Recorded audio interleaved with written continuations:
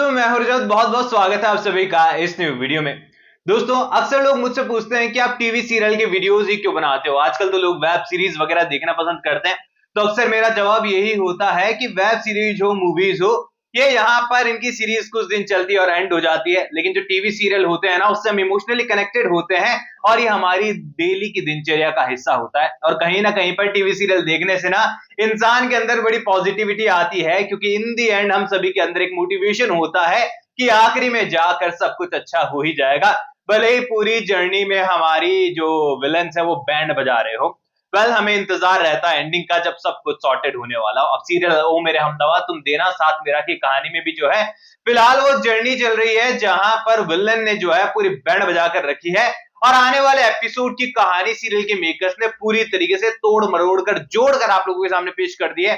अब आप खुद ही देखो आने वाले एपिसोड को लेकर ना सीरियल के मेकर्स ने कितनी तगड़ी हाइप क्रिएट की। इवन मैंने भी आपको बताया था कि अपराजिता खुद से जाने वाली है, देन यहाँ पर रक्षित उसे ढूंढेगा, पर सीरियल के मेकर्स ने कहानी को बहुत क्विकली आगे बढ़ाया है, जैसे मानो उनको टीआरपी जो है मतलब बहुत ज्यादा जरूरत पड़ रही हो टीआरपी की।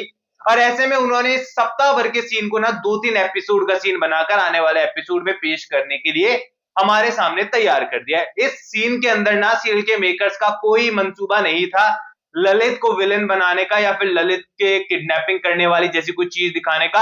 आप लोगों ने सीरियल के अंदर भी नोटिस किया होगा कि सडनली सीन कट हुए हैं और ऐसा लगा कि नई स्टोरी शुरू हो गई है।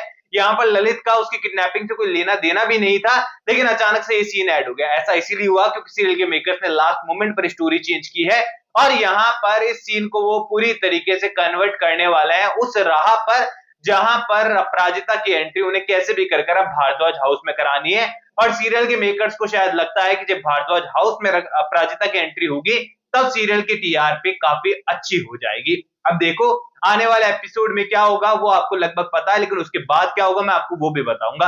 अब देखो आने वाले एपिसोड में सबसे पहले आप देखेंगे कि ललित को तो बढ़िया डंडे वंडे पड़ चुके हैं, लेकिन जब यहाँ पर तलाश चल रही है अपराजिता की और पूरे शहर में ढिंढोरा फिर चुका है कि अपराजिता शर्मा गायब हो चुकी है और रक्षित जो है वो इतना बड़ा बिजनेसमैन है कि उसका इस तरीके से इन्वेस्टिगेट करवाना किसी लड़की को और खुद का इन्वेस्टिगेशन में इस तरीके से उतर जाना, पूरे शहर में खबर फैल ही चुकी है।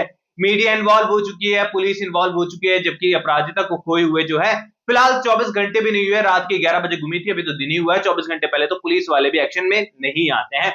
यहाँ पर पूरी तरीके से अपराजिता को ढूंढने का वो लोग प्रयास करेंगे। इन दी एंड आपको पता ही है, मैंने पिछले वीडियो के अंदर बताया था कि पुलिस यहाँ भारद्वाज हाउस ही पहुंचने वाली है, क्योंकि उन्हें पता चलेगा कि रक्षित का भी अच्छा खासा हाथ इसमें है और रक्षित जो है वो गुनहगार भी पूरी तरीके से ठहराया जाएगा ही, क्योंकि अपराजिता उसी की कार की डिक्की के अंदर मिलने वाली है। और अपराजिता को पता नहीं ऐसी कौन सी नशे की गोली खिला दी है भैया कि उसे होश ही नहीं आ रहा है। अब आने वाले एपिसोड में जब रक्षित जेल की सलाखों के पीछे होने वाला है तो सीधी सी बात है अपराजिता ही जो है उसे बचाते हुए नजर आएगी और दुनिया जहान के सामने, मीडिया के सामने, पुलिस के सामने अपराजिता ये कहने वाली है कि रक्षित पर मैं अपने आप से ज्यादा भरोसा करती हूं। मेरी उनकी दोस्ती जो है किसी सबूत की, किसी इल्जाम के मोहताज नहीं है, क्योंकि इस दोस्ती के रिश्ते में भी हम एक दूसरे पर आंख बंद कर भरोसा कर सकते हैं। और फिलहाल के टाइम में मेरे पास मेरी जिंदगी में सिर्फ एकमात्र शख्स ऐसे हैं जिन पर मैं आंख बंद कर भरोसा कर सकती हूं और वो कोई और नहीं बल्कि रक्षित ही हैं। और रक्षित कभी मेरे साथ ऐसा कर ही नहीं सकते हैं, मुझे अच्छी तरीके से मालूम है। मैं उनकी कार में कैसे पहुंची, कैसे बंद हुई मुझे नहीं पता है, लेकिन हादसा मेरे साथ हुआ था और मैं इस हादसे का गुनहगार रक्षित को मान ही नहीं सकती हूँ। इन दी एंड सीधी सी बात है, रक्षित और अपराजिता की फुल ऑन कहानी यहां से शुरू होते हुए नजर आएगी, क्योंकि रक्षित को भी उम्मीद की किरण जागने वाली है और रक्षित यहां से फैसला लेने वाला है कि अपराजिता तुम कहीं नहीं जा रही हो, ना इस शहर से जा रही हो, ना मेरे ऑफिस से जा रही हो, ना ही तुम उस घर में रहोगी जहां इस ललित जैसे लोग तुमको नुकसान पहुंचाना चाहते हैं। तुम मेरे घर पर रहोगी, मेरे साथ रहोगी।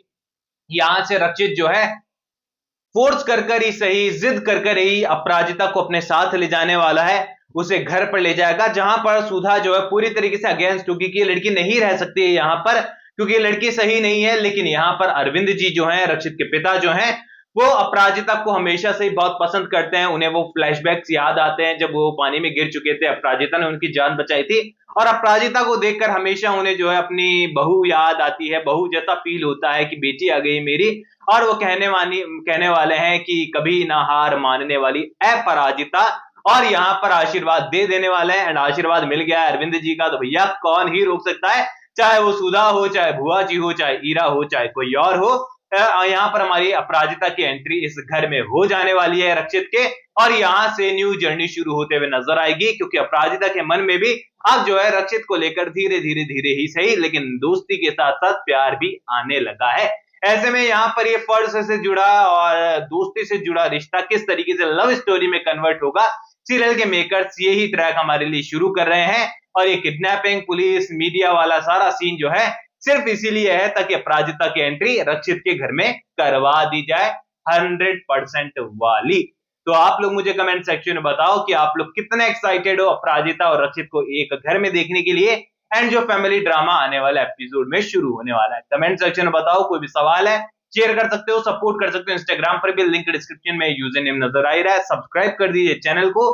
मैं मिलूंगा आप सभी लोगों से अगले वीडियो में। जब तक के लिए थैंक यू दोस्तों।